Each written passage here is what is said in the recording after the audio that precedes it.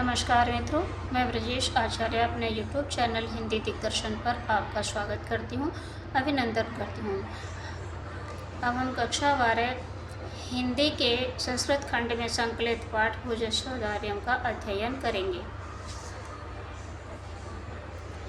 ततः कदाचित द्वारपाल आगत्य महाराज भोजन प्राह। किसी द्वारपाल ने आकर महाराज भोज से कहा, देव कौपी नाम शेषो विद्वान द्वार वर्तते ही राजन। मात्र लंगोटी पहने हुए कोई विद्वान द्वार पर आया है। राजा प्रवेश है इति।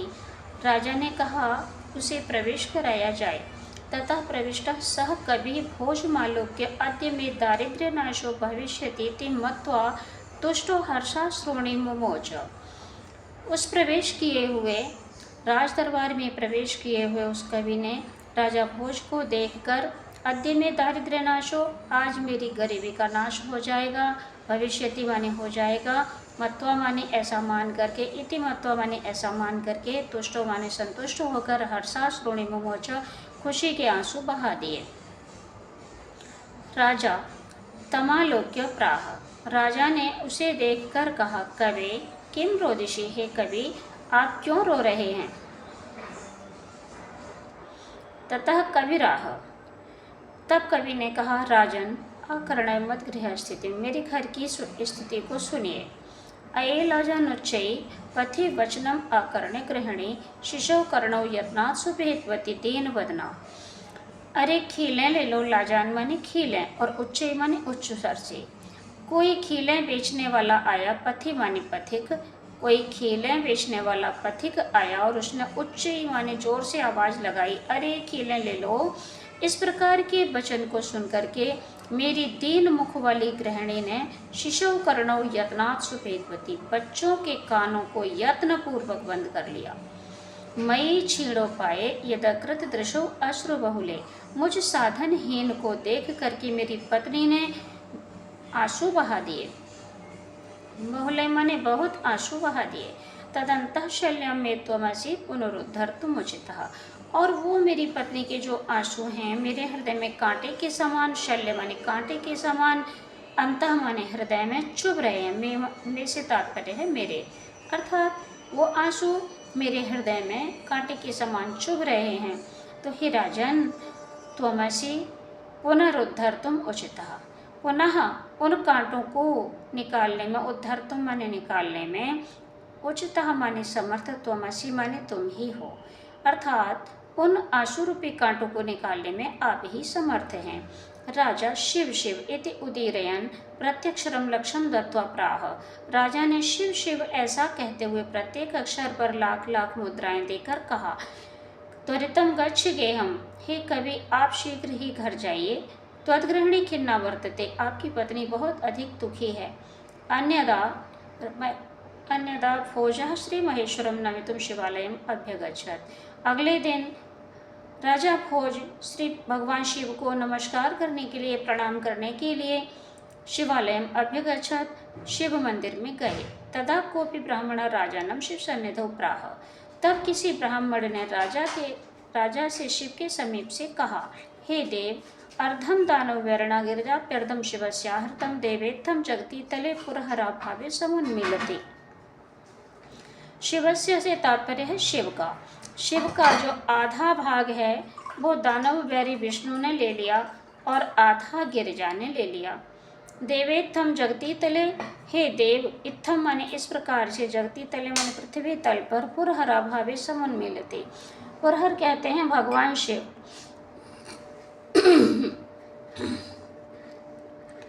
इस प्रकार से पृथ्वी तल पर भगवान शिव का अभाव हो गया है। गंगा सागर मंबरम शशिकला नागाधिपा क्षमातलम, गंगा सागर में चली गई अंबरम, गंगा सागर में चली गई अंबरम शशिकला, शशिकला आकाश में चली गई, नागाधिपा क्षमातलम, नागराज जो थे वो रसातल में चले गए। सर्वज्ञत्वम अधीश्वरत्वम अगमत, सर्वज्ञत्व और अधीश्वरत्व, जो सर्वज्ञता थी और अधीश्वरता थी वो त्वाम माने तुम में चली गई। माम तो भिक्षाटनम, और जो भीख मांगने का कार्य बचा वो मुझ में आ गया। राजा तुष्टः तस्मै प्रत्यक्षरम लक्षम ददौ, राजा संतुष्ट हुआ और उस ब्राह्मण के लिए भी उन्होंने प्रत्येक अक्षर पर लाख लाख मुद्राएं दी। अन्यथा राजा समुपस्थिताम सीताम प्राह। अगले दिन राजा ने अपने सामने उपस्थित सीता नामक कवयित्री से कहा, देवी प्रभातम वर्णय। हे देवी, आप प्रभात का वर्णन कीजिए। सीता प्राह। सीता ने कहा। सीता प्रभात का वर्णन करते हुए कहती हैं, विरल विरला स्थूलास्तारा कलाविव सज्जना मन इव मुनेव सर्वत्रैव प्रसन्नम अभून्नभा। प्रभात का समय है तो जो मोटे मोटे तारे हैं आकाश में बस वही दिखाई दे रहे हैं, छोटे तारे तो सब छिप चुके हैं। तो ये मोटे मोटे तारे कहीं कहीं दूर दूर दिखाई दे रहे हैं, इस प्रकार जैसे कलयुग में सज्जन। मन एव मुने सर्वत्रैव प्रसन्नम अभून्नभा। नभ समस्त दिशाओं में मुनियों के मन के समान निर्मल हो गया है। अप्सरति च ध्वांतम चित्तात सतामेव दुर्जना। और ध्वांत कहते हैं अंधकार, अपसरति माने भाग रहा है। अंधकार सवेरा होने पर अंधकार इस प्रकार भाग रहा है जैसे सता माने सज्जनों के हृदय से दुर्जन भागते हैं। व्रजति च निशा क्षिप्रम लक्ष्मी रनुद्यमिनामेव। और निशा माने रात्रि, क्षिप्र माने शीघ्रता से। रात्रि इतनी शीघ्रता से व्रजति मानी जा रही है, तो रात्रि इतनी शीघ्रता से जा रही है जैसे अनुद्यमी राजाओं की लक्ष्मी।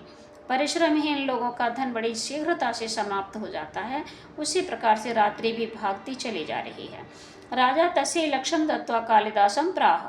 राजा ने उस सीता नामक कवयित्री को भी लाख लाख मुद्राएं देकर कालिदास नामक कवि से कहा, हे सखे तुम अपनी प्रभातम वर्णय। हे मित्र, तुम भी प्रभात का वर्णन करो।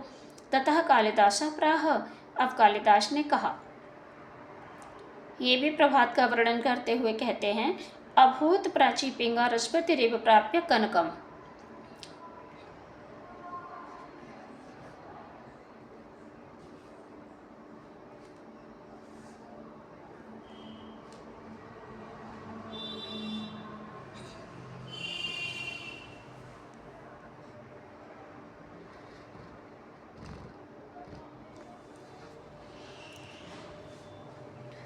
प्राची माने पूर्व दिशा। पूर्व दिशा सूर्य की पीली पीली किरणों को पाकर के, कनक भी पीला, कनक का अर्थ सोना होता है, इसीलिए सोना भी पीला और सूर्य की किरणें भी पीली हैं। तो इसलिए कवि ने इनकी समानता व्यक्त करते हुए कहा कि प्राची माने पूर्व दिशा सूर्य की पीली पीली किरणों को पाकर के रसपति माने पारा, इव माने तरह, अभूत माने हो गई हैं। तो प्राची माने पूर्व दिशा सूर्य की पीली पीली किरणों को पा करके पारे की भांति, पिंगा माने पीली, अभूत माने हो गई हैं। गतच्छाया चंद्रो बुधजन इव ग्राम्य सदसी। चंद्रमा कुछ इस प्रकार कांतिहीन हो गया है जैसे ग्राम्य सदस्य माने गंवारों की सभा में विद्वान। जिस प्रकार से गंवारों की सभा में विद्वान कांतिहीन हो जाते हैं या चुप हो जाते हैं, उसी प्रकार से चंद्रमा भी कांतिहीन हो गया है। क्षणम क्षीणास्तारा नृपतय इव अनुद्यम परा।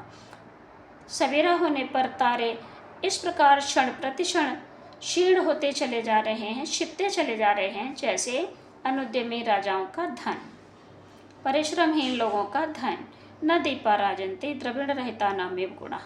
दीपक, तारे रूपी दीपक इस प्रकार राजन्ते माने दिखाई नहीं दे रहे हैं, ना माने नहीं। तारे रूपी दीपक इस प्रकार आकाश में दिखाई नहीं दे रहे हैं जैसे द्रविड़ रहता नामेव गुणा, धनहीन लोगों के गुण दिखाई नहीं देते, इसी प्रकार से आकाश में तारे भी दिखाई नहीं दे रहे हैं। राजा अतितुष्ट, राजा अत्यंत संतुष्ट हुआ और कालिदास को भी प्रत्येक अक्षर पर लाख लाख मुद्राएं उन्होंने दी। ये पाठ पूरा होता है। मिलते हैं अगले वीडियो में, तब तक नमस्कार मित्रों।